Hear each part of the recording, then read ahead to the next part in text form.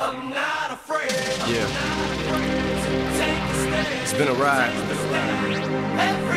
I guess I had to go to that place to get to this one. Now some of you might still be in that place. If you're trying to get out, just follow me. Welcome to the Blog Watch, our 35th edition. This is our third video edition. I am the Watcher, and I just want to say thank you for all the comments and the support from you guys. I'm happy to see that you guys enjoy what I'm doing. I know I'm not the prettiest thing to look at on video, but you know, you guys are really enjoying it, and you guys keep wanting more, so why not, right? We're gonna dive right into our first topic today, and that's Snooki hosting Raw next week. It's caused quite a bit of a buzz in the IWC, so much that Jim Ross put out a blog about it and answered some questions about it, and he basically stated what I want to say. This is not something new from the WWE. They always try to do this. They always try to get some kind of celebrity before WrestleMania to amp up the ratings for Raw, to amp up the ratings for SmackDown, to get WrestleMania to get more buys. Now, I know a lot of you don't know who Snooki is. Some of you know who she is and think that she's just a plague on the universe because she's a reality TV star. I've noticed in the forums a lot of people talking very badly about her. Now, I'm not here to justify her as a person. I do watch the Jersey Shore. I'm from New Jersey. Of course I'm going to want to watch a show about what's going on in my neighborhoods and shit like that. But I'm not here, again, to justify her as a person. But the WWE has always had affiliation with the MTV network. Okay? In the 1980s, it was rock and wrestling. You had people like Cyndi Lauper, Alice Cooper, and Ozzy Osbourne constantly making appearances at WrestleMania. You know? First WrestleMania had Liberace at it, so what's the big deal? You know, I know she's not a singer, but the same way the WWE used Floyd Mayweather at WrestleMania 24, I don't think it's that big of a deal to use her to promote Monday Night Raw. Some people are saying that it's just WWE pissing on TNA. Well, you've only got Angelina, and look, we got Snooki. It's not about the WWE competing. They have nothing to compete with right now. When TNA becomes a force, they will compete. But for right now, the WWE is just looking to use any celebrity that will get them mainstream media attention. Mayweather got them on ESPN, Ozzy Osbourne and Bob Barker got them on Entertainment Tonight, so Snooki will get them all over MTV. Secondly, we're going to talk about Monday Night Raw last night, and I thought it was a really good show. It was very well-rounded. It really helped promote WrestleMania, and there's really not much more you can say about it, except I'm happy that they finally had a little bit of a wrestling aspect after last week. You know, last week I wrote it in a column that I had up on the CF, and I said they only had 23 minutes worth of wrestling last week. They might not have had that much this week, but at least they had two really good matches.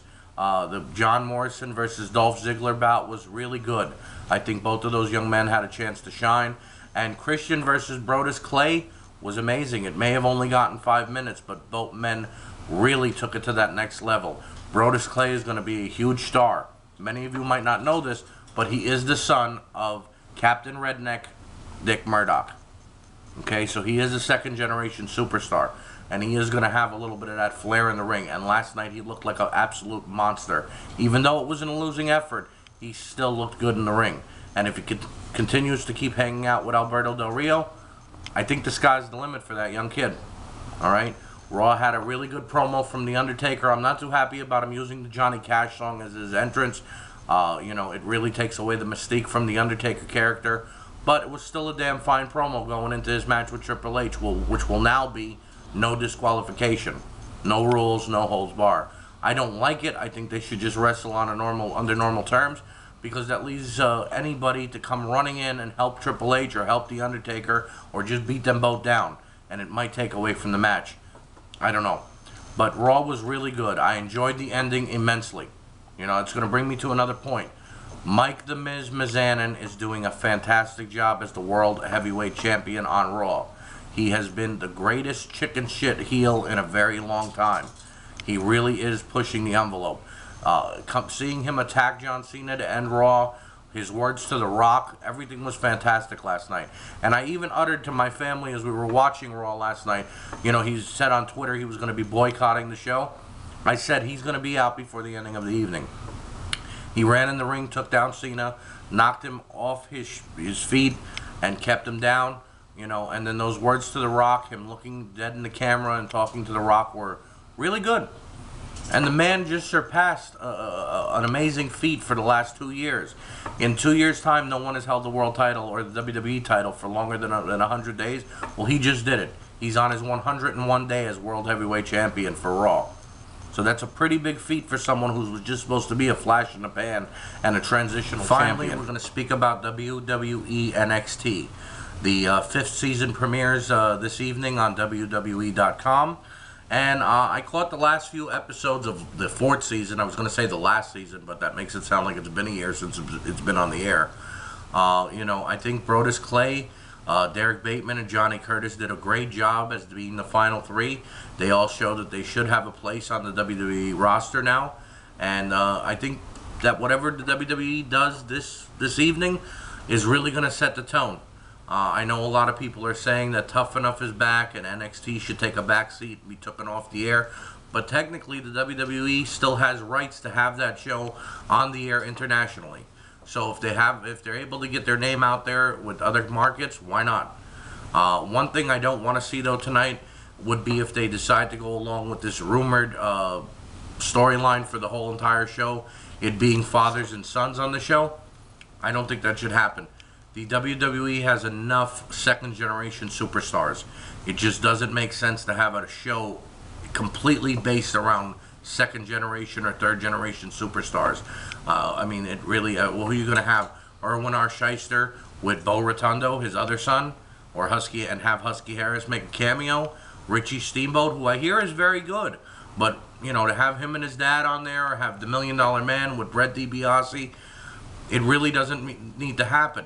They could bring those guys on the show, that would be great, but they don't need to have their dads there as their pros. Now, if I had a Twitter, I guess I would be tweeting all day long that this is a major acquisition.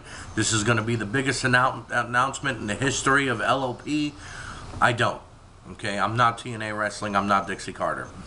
But this is a pretty big announcement for me, myself. It is a personal announcement. The videos have been going well on the blog.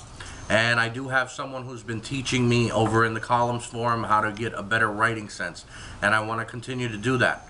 So from now on, the 555 will be strictly to be added to the blog.